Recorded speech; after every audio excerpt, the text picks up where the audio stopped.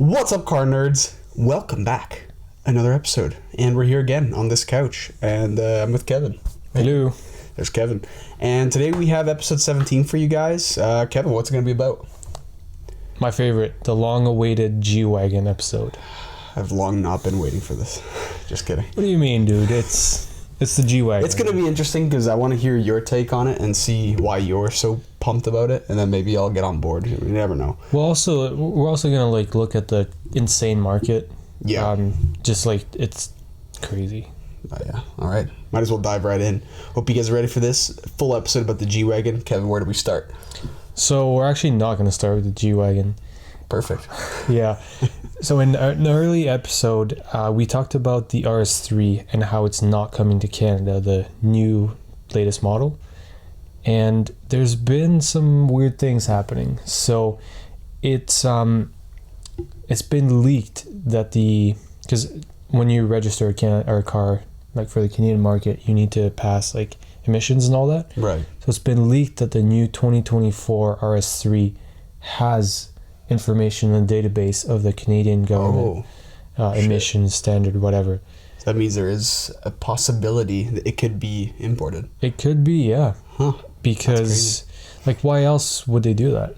Yeah. If they're not planning on selling in Canada. Yeah, like what good is emissions data on a car that it's not in the country?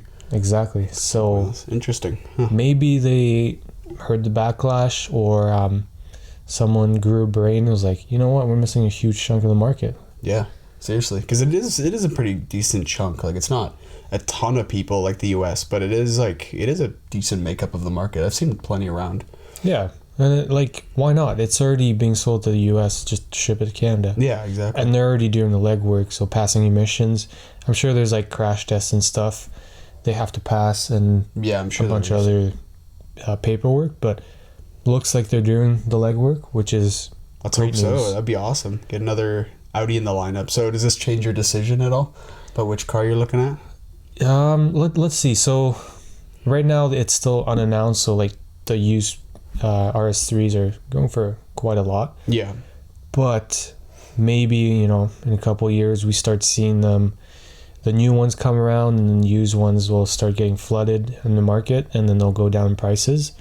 So if they're starting to hit 50K, Yeah. I feel like that's a pretty reasonable amount, because Yeah. new you can buy one for 70, so paying 65,000 just doesn't make sense. Exactly. You might as well just go new at that point. Yeah. Unless they bump the price for the 2024 to 90 for some weird reason.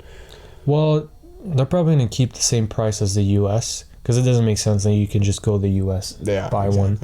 So they're probably going to keep, and with conversions about 70 to 75, depends on the options. Yeah. It's actually pretty reasonable.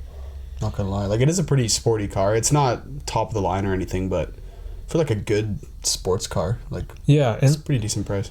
in my head it's kind of its own class, because what else has a 5-cylinder Exactly on the market? Yeah, it's kind of just going back to Audi's roots, which is foreshadowing for I think the next episode. Yeah. But yeah, it's pretty cool they brought back that 5-cylinder and kind of souped it up and put it in the RS3 and the TTRS. Yeah, it's really cool, because only a few, I know Ford did it with the Focus RS. Right, yeah. That one was pretty cool. I think that one was designed by Cosworth. Oh, that's why, yeah. So, that's the golden era.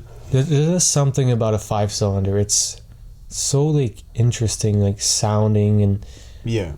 It doesn't really make sense because it's odd number cylinders, so it's hard to balance and all that, because it's technically misfiring. Technically, yeah. Because it's a 6-cylinder misfire. Yeah, but it's pretty cool. So we'll keep an eye on that, because I want to know.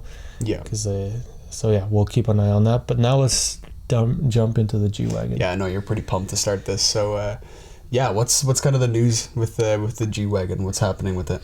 So we're just gonna look at the latest edition, the newest release. It's still for sale, and we're just gonna look at what the whole fiasco of the G-Wagon, because there's kind of a cult at this point. We'll dive into the crazy markups, the crazy demand for it, the sheer demand for the G-Wagon is just unparalleled. Really? And then the aftermarket scene too, because that's something that I'm really interested in. The new electric version, which I don't know about that. Oh God. And then, as usual, we'll dive into the dream spec at the end of the episode. Of course, yeah. Curious to see your dream spec as well. Then I'll tell you mine, because I've got one in mind as well. Ooh, okay. Interesting. So yeah, let's dive into the price. The first thing is, so this is pretty crazy. When it first got announced, I was like messing around with the configuration. The engine on their Mercedes website, and the spec was around like 180,000.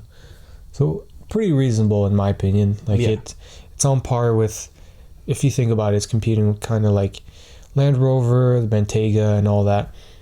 So 180 is reasonable. Yeah. But good luck getting any G-Wagon at that price. Now, like recently, a couple weeks ago, I went back to the tool, and now it's estimating like 240, which and that's new. So the price has just gone up on new cars. Yeah. So Mercedes saw that, like, people are willing to pay, like, surprise, surprise. We'll go into more afterwards, but upwards of 400,000 for these things. So they're like, we want to make more money, so let's jack up the price by $60,000. That's crazy. So they can just do that. They could just jack up the price by $60,000 if they want to. Why not? People want to pay it, I guess. Yeah, if people are going to pay for it, Mercedes wants to make maximum profit. So of course, yeah. I don't see a reason why not to do it. Just looks a bit crummy if it was 180 at first, and then it goes down or up to 240. People are probably like, what the hell? Well, the thing is, like, I seriously doubt anyone get an allocation for 180. Like, it says 180, but then the dealership will do the markup, the market adjustments, and blah blah blah. You can't get anything under 200,000. There's always going to be some BS charge on there. Yeah. So I think 240 is a more realistic number. I'm sure the dealership's still going to tack on other prices for like $10,000 for paperwork or something. Yeah, literally. Like documentation fee, I think they call it. I used to work at one. That's literally some of the type of shit they charge. Yeah, which is absurd. Yeah. But I guess that's the world we live in. Business is business, right? Yeah. So yeah, like the thing, like, so 240 is base price. So then we're talking, like, if you want options, there's a few options. There's not that many compared to like Porsche or other Mercedes models. The G-Wagon is pretty simple. Like, you can change the color, the exterior. You can do the night package, which is like everything black instead of chrome. That's pretty sweet. I would do that. Yeah, pretty much everyone does it. So that's like $3,000. But there's not that many options to pick. Like, I maxed it out, and the worst I could do is 270. Okay. So that's $30,000 in options compared to Porsche. If you max out everything on Porsche, it's like another car. It's like $200,000. Which is that's probably crazy. where they make their money. You know, it's like movie theaters that make their money from the popcorn, and then Porsche makes it from optional extras.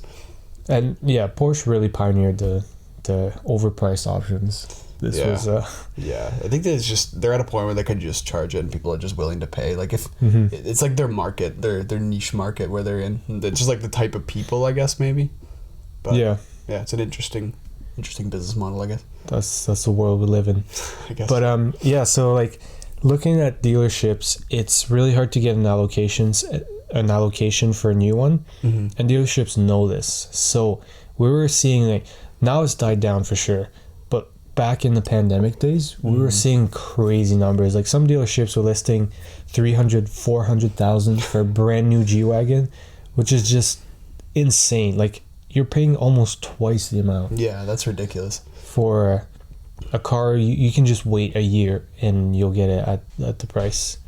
So we'll get into that, like, why the numbers were skewed. Oh, it got skewed. Oh shit. Okay. Yeah. You want to get into that, or I have it later in the episode. Yeah, sounds good.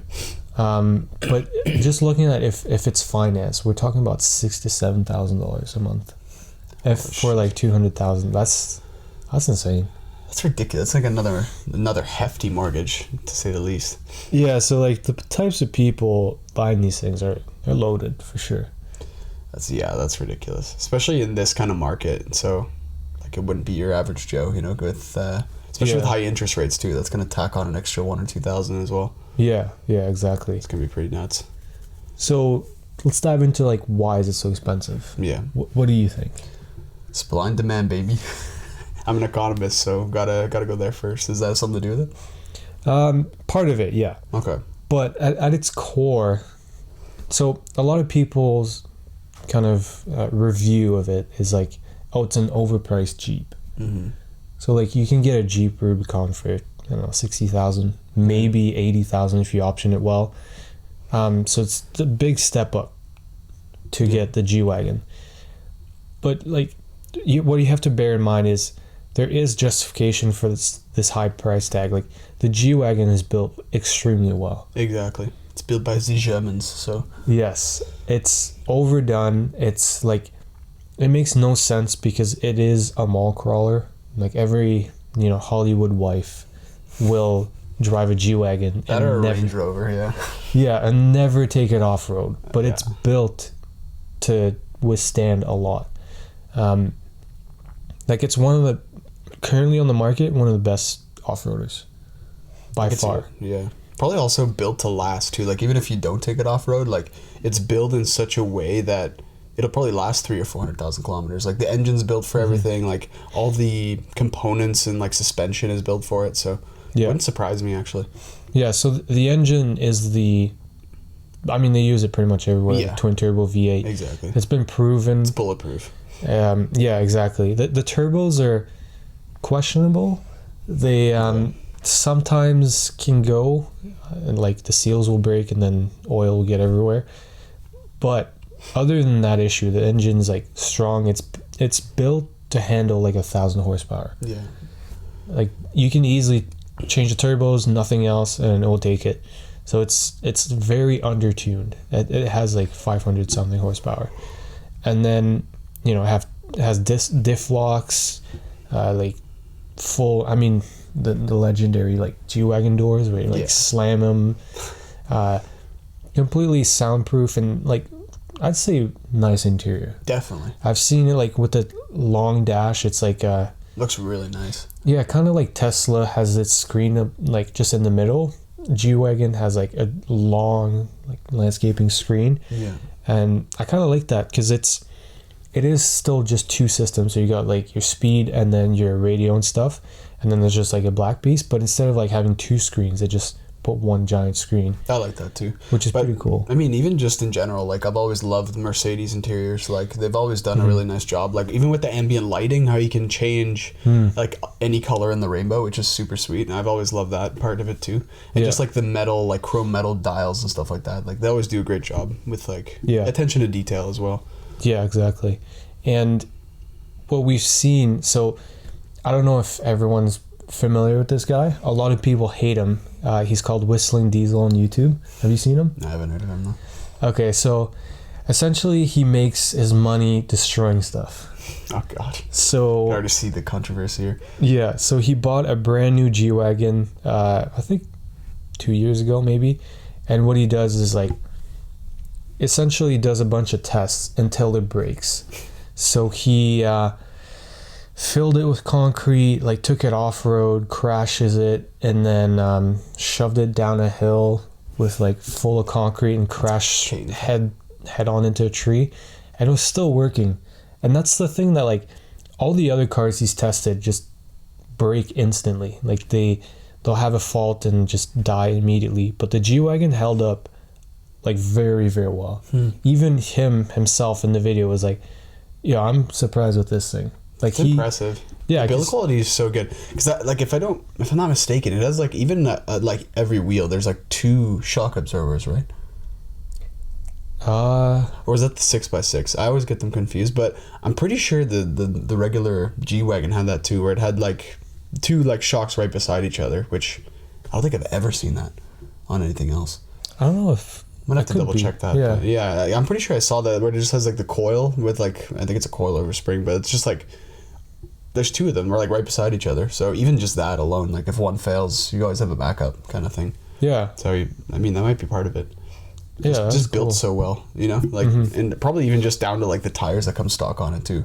Like even those are probably like top of the line. Yeah, for sure. They're meant to be off-roader. Like there is a lot of road noise because there's such big thread. Yeah, it's not what they're built for, but yeah.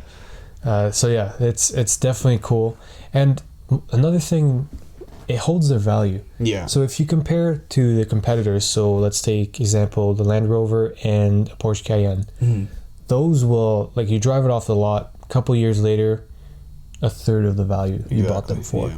Whereas the G-Wagon, if you go like right now, previous models, they're still pushing some of them 100,000. Yeah, and that's that quality thing again, right? Like, I mean, go look at Hondas on the market right now. Like, it's pretty much, if not on par, then slightly below what people bought it for even like 2-3 years ago, which is crazy. But it's just that quality aspect where people know that Hondas will continue to drive for 10-20 years. So it's probably pretty similar with the G-Wagon. People just know it's valuable, it's built really well, so that might be part of it too, where it just stays valued highly. And the interesting thing is, it's become, so it was never intended that way, but it's become a like status symbol. It's been kind of like wearing a gold necklace, or I don't know what famous people do, but wear Gucci or something. Yeah. Driving G-Wagon has become a status of wealth, which is why it's in such a demand and it's so expensive, because everyone wants one. Yeah, exactly. And this is kind of an interesting story. So Mercedes initially never imported the G-Wagon to the US market. Oh, really? Because there was a lot of competition, like the Hummer, the Jeep, Ford probably has a van, I don't know, something like that, Bronco, but that wasn't out. Anyways, like there's a lot of competition, and they just kind of looked at their car and were like, if we import this, it's going to be the most expensive off-roader. Yeah. And Americans are not going to buy it because, you know, they like their value. So it was just on a whim, like much later in the production, like, let's test out the US market. And they just imported the base model. They never imported it was like AMG model, just to test it out. And for some reason, people in Beverly Hills like were really drawn to this cube and just made it a status symbol. So as soon as that happened, everyone in America wanted one. They're all like, I want a G-Wagon. So someone paid someone in Beverly Hills to make it popular. Potentially what Mercedes did is sent a bunch of free G-Wagons to celebrities and then created a demand out of it. And they chose people that were sure to spread the word, like people with big mouths, people with big connections, big networks. Yeah, because this was back in the early 2000s, so there's not like YouTube or anything. So had to be word of mouth for sure. Yeah, exactly. So yeah, that's how this popularity came out of. And the thing is, like, Mercedes knows its target audience is people that are never going to take this thing off-road. Exactly. But they're sticking to the route of building it extremely strong and extremely capable. Yeah. Even though it's like 99% of them will never go off-road. It's pretty sweet though, like that they always keep that attention to detail. Because like so much these days, it's like, you know, the price is super high, but it's still kind of shit quality just because people want it. But, you know, like it's nothing crazy. But to have a car like that is pretty impressive, especially in the day and age of, you know, every car is just built to last 2 years till the lease is up and then get the next one, right? Yeah. It really feels like they're, like you said, they're not compromising. They're sticking to their roots and sticking to the truth of the G-Wagon. Yeah, the spirit of the G-Wagon, exactly. And I feel like not a lot of cars nowadays have that. Yeah. I feel like they're always trying to cut corners or trying to... cheaper materials and, you know, like cutting costs, making everything as cheap as possible so people will buy it, but then it breaks in a year and then it's pointless. It's out the window. And a lot of them don't have passion. I feel like the G-Wagon is a passion project. Exactly.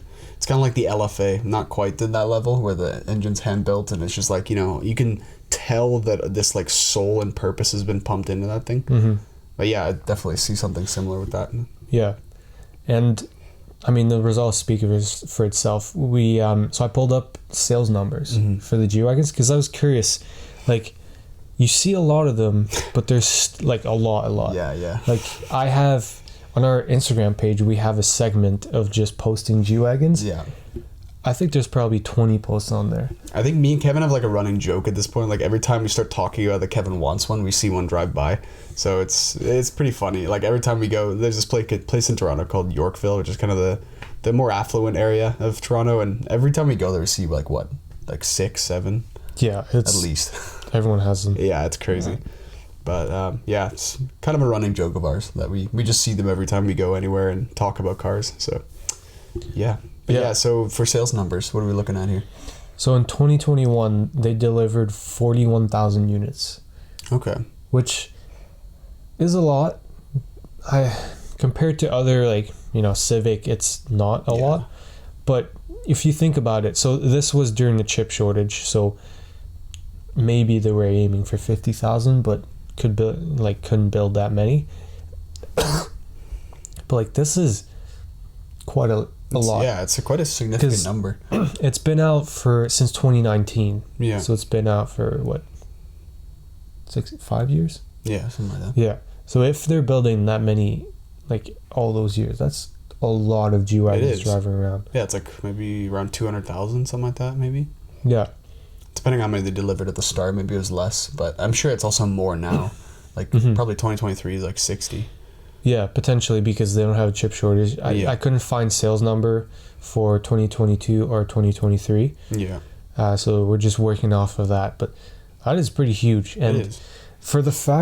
The thing that amazes me is they're building that many, but there's such a high demand that they're still selling over MSRP. Really? Yeah. So like, if you think about it, it's not like a limited like Porsche or a Lamborghini where there's 900 units and like people are willing to pay 1.5 instead of brand new, which was 1 million. Yeah. But this is like not a numbered car. There's quite a lot floating around, and there's still such high demand that people can charge over at MSRP. It's crazy. So that like really they could double this. Yeah. Mercedes could double these numbers and still be fine. It's insane. I'm just trying to, in my head, figure out the revenue numbers for this, because that must be massive. If you're thinking about it, like 41,000 units delivered, right? And say a 250,000 a piece. That's like 10,000 million, whatever the hell that is. $10 billion in revenue? That can't be right. Well, I have to grab a calculator for this, but that would be insane. It's not pure profit though. Like, no, it is, but even revenue numbers, that's crazy. Yeah. Like 10 billion revenue from one car? That's nuts. Yeah. Yeah, I'm guessing that's probably worldwide, obviously, but still, like, yeah, it is still pretty significant. But like, yeah, I mean, that's why Mercedes is one of the highest selling cars, right? Or car brand. But yeah, they're never going to stop the G-Wagon, which is good news. And I'm sure they're making so much money, because there's no way it costs $250,000. No chance. Like, probably, if you're lucky, 100. Like, for raw materials alone, like, I can't imagine it being much more than that. I'm curious what the margin actually is now. We'll have to do a follow-up episode with the breakdown. That would be cool. Yeah, I don't know if we can find that stuff, because it might be on the dark web. We'll do some search. Yeah, go on the dark web. That'd be great. So yeah, in regards to the markup, so just looking at this is just Toronto market. Mm-hmm. I can't speak for everywhere else. We were like at the top. We were seeing like 300,000 brand new, maybe over that. Yeah. And a lot of dealerships are calling it like market adjustment. Right. Which is essentially just arbitrage. Yeah, it's just a way of calling it like, oh, the other guy's doing it, so we feel like we should charge that much. Yeah, professional way to call it. Yeah, which is insane. And it was actually, so I think it was like Toronto Journal or whatever. Mm-hmm. They did a survey around all the cars being sold during the pandemic, and seeing like which ones were the highest adjustments, and the G-Wagon was number one. That's on insane. average, they were seeing 18% market adjustment. So that's ridiculous. On top of the MSRP. Yeah. Dealership are charging an extra 18%. And then also there's inflation as well. So yeah, exactly. That's ridiculous. Wow. Yeah, that's massive. That's just year over year, like a 1 year adjustment, or is that just like since like a certain data point? Do you know? I think this was just a year. So this was during the like chip shortage, and when like remember when the pandemic happened and everyone was looking for cars for some reason, Right. And that secondhand market jump. Yeah. Yeah. Okay. So it's like around that time. Still 18%. Like I think the average was like 6% for like other cars, just like market wide, something about around there. yeah. This one just tripled it. Yeah, that's insane. And yeah, like we mentioned, it was chip shortage, high demand, and I guess because interest was so low during the pandemic, exactly, people were like, "Oh, I can't afford this." Yeah, people were staying home. They were earning the same money they did, but weren't going out anywhere. So they had a bunch of savings and stuff like that. Yeah. So that's very possible, actually. Yeah. So that's pretty crazy to me. Yeah, me too. I'm glad it's now settling down because I personally, like, my life goal is to have a G-Wagon. And seeing those numbers, I was like, okay, this might never happen. Yeah. Let's hope they can keep ramping up those production numbers. That would be nice. Because then it'll keep bringing the price a bit more to market levels. Yeah. The issue is, though, it is rumored to be the last gas-powered G-Wagon. This body right now, I don't know how long they keep production going, but usually you don't see it over 8 to 10 years, like a body style. What are we at now? 2019. 19, okay. So yeah, a few more years of. If we're lucky, yeah. Then you'll have to look for one secondhand, I guess. Yeah, well, that was always the plan. Yeah, but yeah. if the used market keeps going up, then might as well buy new. Yeah, but then I can't. So yeah, what am I gonna do? Just gotta time it right, I guess. Yeah, and we already touched on this, but the interesting thing was the Montreal dealership. That was crazy. Yeah. How many were there? When we were there, I think must have been at least 10. Yeah, close to 20. Yeah, it's ridiculous. So what the theory or the rumor that's going on is there's a dealership in Montreal, mainly Lamborghini, but they also have like a used section where they sell used exotics.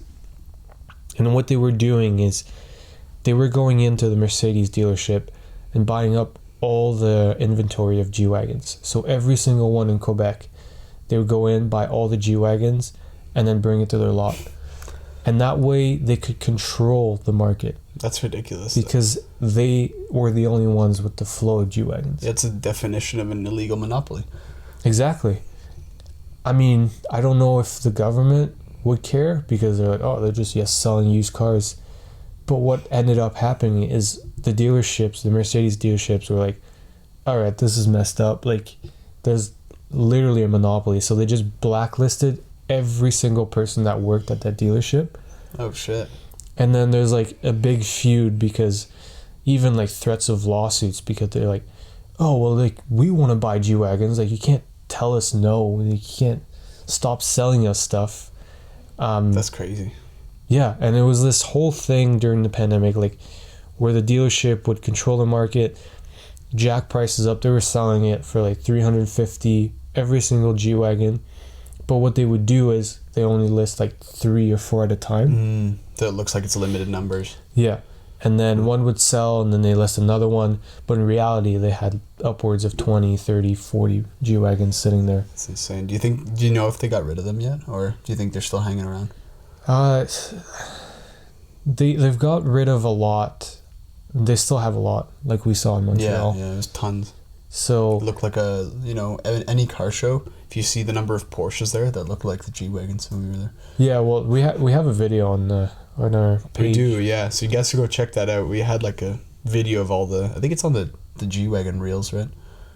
Or did you? No, it's just a normal reel. Okay, yeah. so yeah, it was on like a normal reel, but you could see like that lineup of all the G-Wagons. It was pretty crazy. They're all just parked beside each other in some back abandoned lot. Yeah. At the dealer. But their inventory has gone down, so. And the market has gone down too. So I guess things are calming down, which is good news for everyone. Exactly. Yeah. But it's crazy to think that they probably made, let's say if they sold 20 and markup of 100,000.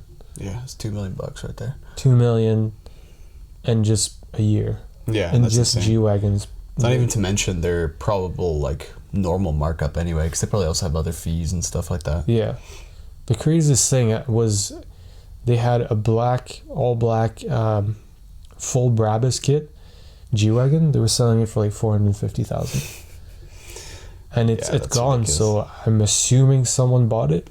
I hope not for that much, but that's insane because the G-Wagon or the Brabus kit, I looked it up. It's only like $30,000.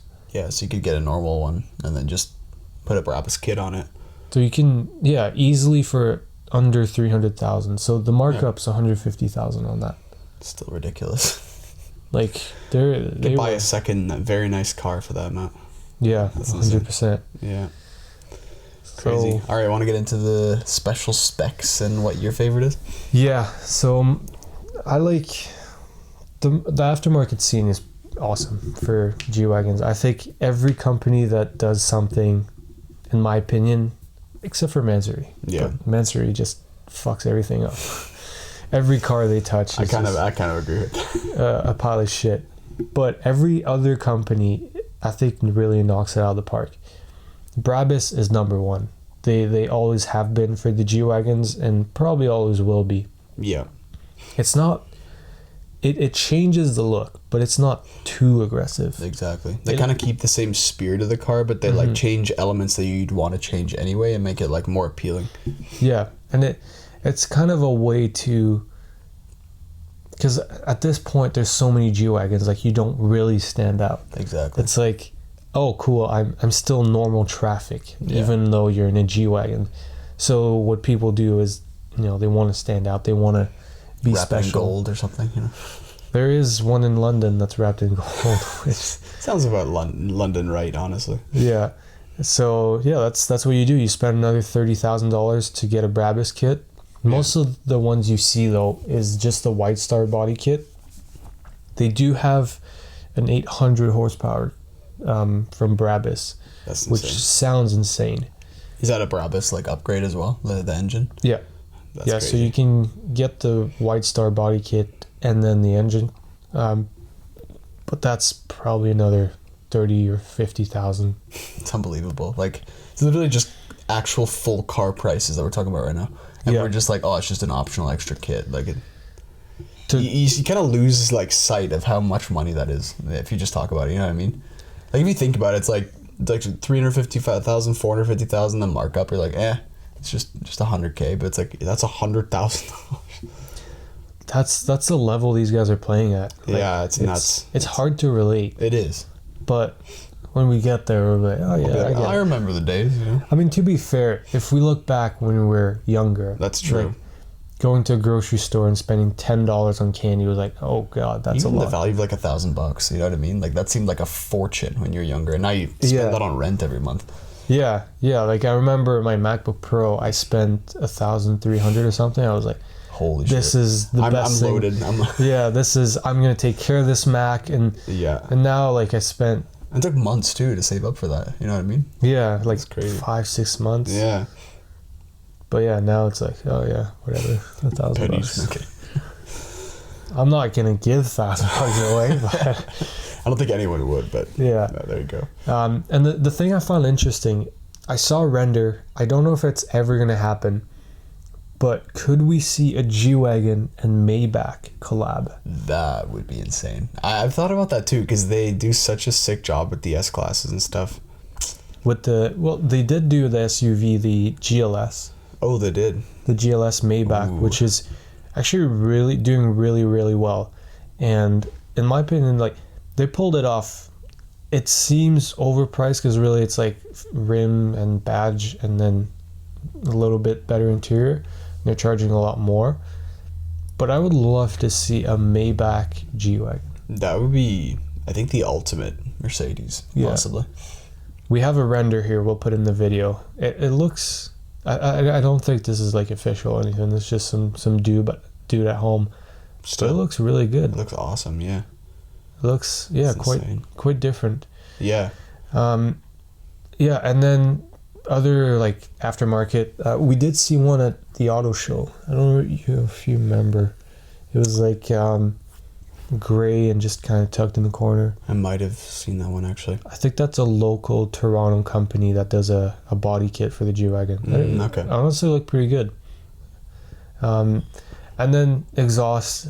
A bunch of exhaust companies have exhaust for it. Yeah. I think it's the G-Wagon. Honestly, sounds like shit. Yeah, I do too. It's like any AMG Mercedes with a V8 bi-turbo. Like they all kind of sound the same. Like I find I don't know what they did to the G-Wagon, but it sounds so weird. It's like a vacuum cleaner. Like it sounds like it's underwater all the time. It does. Such a weird noise. I think it's those turbos because like on idle I've heard it, and on idle it actually sounds pretty nice. Like you kind of hear like that characteristic V8 grumble, but like as soon as you hit the throttle, it's gone, and then you hear like a weird, like you said, like a mix of like turbo whistle and nothing and underwater madness. So yeah, definitely need a custom exhaust on one of these things, I would say. Even with a custom exhaust, still sounds like shit. Can't get it out, eh? No, but I mean, in a way, you're not really buying the car for like loud, sporty. Mm-hmm. You're kind of buying it for a cruiser, which is why, like, if I owned one, I wouldn't. I don't think I'd do an exhaust. I would just keep it stock, keep it quiet. Like, yeah, it's like having a straight piped SUV. It doesn't make any sense. Yeah. Like I'll have the Lambo in the garage. Yeah. Or just get a SRT 8 Jeep or a Trackhawk or something. Yeah, Trackhawk. 2 gas guzzlers. There you go. That's what I do it. So now let's look at the electric. So this has been confirmed by Mercedes. So the electric G-Wagon. Oof. It I forgot to add a picture, but it looks pretty much similar. I'll add a picture right here. Yeah, right here. We're gonna Google somewhere on here. And yeah, it's like pretty much the same look. I would say it's got like, I say curvier. It's more like rounded and then has a bunch of LEDs, but I don't think that's going to make it to the production because they never do. Mm-mm. Is it still in concept right now? Yeah, so it's still concept. They're announcing it for 2024, which it's around the corner. Is weird because we haven't seen any, like, it's just renders right now. And they're saying it's going to come next year. I mean, typically, don't they release the 2024 cars in 2023? Like the year before? Yeah, they sometimes do that. But yeah, like, I don't know. I have zero hope on it achieving 2024, and I kind of want to keep it that way. I do too. Let's push it out. Yeah. Yeah. I think with battery production and stuff too, with all the electric car competition, it's going to be a bit trickier to produce. Yeah, and honestly, I feel like that would be a good play, like financially, to start investing in like lithium mining or 100%. Battery production. There's the finance aspect of the show. There you go. There's your investing advice. Just kidding. Not investing advice, but don't fucking listen to us. Do due diligence, of course. But I've lost so much money. You don't want to listen to us. Yeah. But it is something you can look into for sure. Like obviously sectors that are hot are gonna do better in the stock market. So hey. And there's no denying that we're moving to electric cars. Exactly. Unfortunately, as much as it sucks, that's the future. Yeah, the question is just if lithium batteries are the way we're going, or if they have a new technology coming out eventually. There is hydrogen batteries, I've heard of that. But I don't know. Still have to prove themselves, I guess. Yeah, they're still in the early phase. They do have, like, I've seen clickbait articles like, oh, this is the new future, but there hasn't really been proof. Exactly, that's what it is, and especially something that can be created in mass for the whole production era of electric cars, and then also something that can charge quickly and not overheat. I think that's the big problem. Yeah, because even with lithium-ion batteries, they still have that problem where even the Tesla Superchargers, I think they've finally figured out how to make those not overheat and light on fire, but like it still takes 30 minutes. Like it's pretty quick, but yeah, like I don't know if they're ever going to be able to get hydrogen batteries to that level. So it's another thing we can wait on. But yeah, what about your spec? Are we going to talk about that now? Yeah, I just want to finish up what you were saying. Finish the G-Wagon. So it is going to compete. So right now we have the Hummer EV, which is insane. That thing's almost 10,000 pounds. I can't believe how many battery packs are in that. Do you know? It was a shit ton. Like half the car, I'm pretty sure it was battery. And the crazy thing is, if it gets any heavier, you have to register it like as a semi. You have to get it DOT approved to drive in the US. I think people treat that as a flex, though. I'm not gonna lie. I'm like, yo, my car's so heavy. Well, what they don't realize is you have to incorporate. You have to keep logs. So like when you drive, you have to log it, and then you have to pull over in the weigh stations. So yeah, if you do any kind of mods, you're risking being over the weight limit. Yeah, that's just crazy to me. Like that is, but it's also gonna ruin the roads. Yeah, it's gonna leave divots in the roads if we have too many of these things. But also, like, the amount of batteries. Like, if you ever crash this thing and it lights on fire, you're fucked. You gotta run for your life. This thing's gonna burn for 5 days. Yeah. And this is gonna be, like, hot. Yeah. Acid burn. Yeah, seriously. Did you see that cargo ship off the coast of Europe? Yeah, I think it had, like, 1,600 electric cars. I think it burned for 3 weeks straight. Jesus Christ. Pretty insane. But yeah, so definitely don't want to get in a crash in one of those. Yeah. So gas powered is obviously better. Obviously, because there's just always a fire happening constantly under your hood, but it's controlled, so it's better. Yeah. So yeah, it's gonna compete with the Hummer EV and their Rivian something truck. Yeah. Or van. I don't know. I don't really follow electric cars. I don't follow Rivian. I don't know. I don't even know if they have. I think they have production cars now, but it's very new. They've been doing really well, Yeah, and they've been, I'd say, received well. So initially it was like Tesla fanboys were like, oh, this company sucks. Kind of like Lucid and Nikola. Right. Those two were the big disasters, dumpster fires. But Rivian has pulled through and is actually like doing really well. Yeah, I've heard that. It's surprising. They even had something that was coming out to compete with the Cybertruck, I heard, or something like that. They already have a truck. Oh, they do? Okay, that was the competitor then. Yeah, and it's honestly pretty nice. I wouldn't drive it myself. I'd love to have a gas powered, but it's well executed. It looks funky but good. It's pretty impressive for like a smaller company to pump something out like that. So hopefully they do well. Why not? And this G-Wagon is going to be 7,700 pounds. Jesus. What does it weigh right now? Just the gas powered, do you know? Roughly? Less 3. probably. Is it 4? 3? Holy shit. Okay. I doubt it's 7,000. No, it's going to be way different to drive that thing then too. Like, it's going to feel way different. But the thing is, so it's going to come with, like, off the base, 3 electric motors. So we're probably looking at like 800 horsepower. And it's rumored, they hinted it, they never confirmed, but 4 motors. So we could see a G-Wagon with like 1,000 horsepower. That'd be ridiculous. Like 1 per wheel pretty much. Yeah, 1 for every wheel. That's and insane. The thing, so I saw a clip of it. I don't know if it's actually going to be a thing, but because you know how electric motors have so much torque, what they envision is called a tank turn. So you like, the wheels would like spin out really, really fast, and then like you would turn like while still not moving. So like you would lose traction but on purpose, and then like turn like a tank would. And you could do like a 360 like that. What the hell? That's so interesting. Yeah, it's crazy. If I can find the video, I'll link it. But I mean, they're gonna have to probably reinforce those diffs pretty well too, because they're just gonna snap. Yeah, it'd be pretty insane with 1,000 horsepower. But I mean, I feel like they've already figured that out in a lot of other cars. So like the Model that S to the Germans stuff. That'll be fun. To engineer that. So now drum roll. Drum spec or dream spec, not drum spec. Yeah, dream spec. I've been specking this thing since it came out. I'm like in love with the G-Wagon. I still don't have like, I think my go-to routes would be like all black. So black paint and then the night package. But I love every other color. Like the red is nice, white, beige, sand, green. So you're pretty much just saying any G-Wagon you're offered, you'll take it.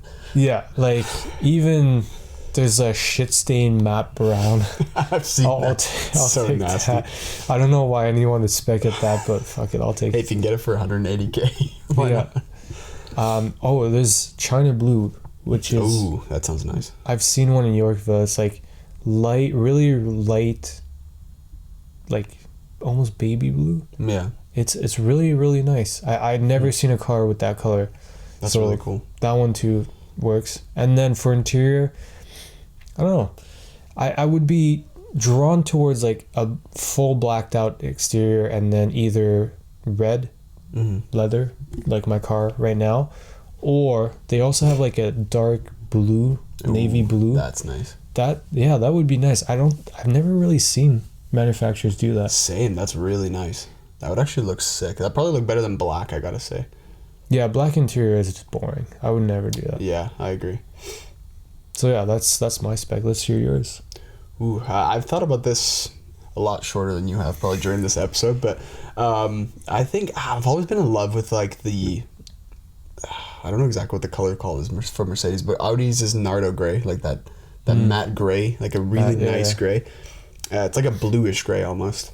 And then with those same black wheels, because those are obviously my favorite AMG wheels, so those look amazing. Yeah. And then I'd probably go, now that you mention it, the blue interior, because I was going to say black, but if you already have like a darker exterior of the car, I think like something a bit more stylish would look better. So I think I'd probably go for like a dark blue in the interior. Well, they have a lot. They have like dark brown, light brown. They have like chocolate. There's one that's really funky. It's like black, but with a bunch of green, like lime green accents. Oh, jeez. I don't know if everyone's ever gonna do Although the light green would look good with the gray, I think. So that might be interesting. If you did like the wheel caps or something with lime green too, that could be kind of cool. Yeah. They also have like a full white interior, but that's gonna get ruined instantly. Yeah, I don't think I'd ever want to do that. You have to reupholster it every year, probably. Yeah. Especially with kids in the back or something. Yeah. No, That's not gonna last. They're riding the trailer or something. Yeah. Put their little bikes on the back and the tow hook. Yeah. There or they go. can walk to school. How about that? Yeah, that sounds good. Nobody's making a mess of my The nanny can drive them, right? All right, sweet. So those are our specs, and now you guys know why the G-Wagon is in such high demand and why there's seemingly none on the market, even though there is a lot produced. Yeah. Is there anything else you want to add about the G-Wagon? I can't wait to get mine. Yeah, Mercedes, if you're watching this, you heard that. We're waiting to be sponsored, so there you go. There you go. Cool. All right. Well, that's it for episode 17, everybody. Thank you for tuning in, and we'll see you next week, and we'll talk about the history of Audi. Sounds good. See ya. Goodbye.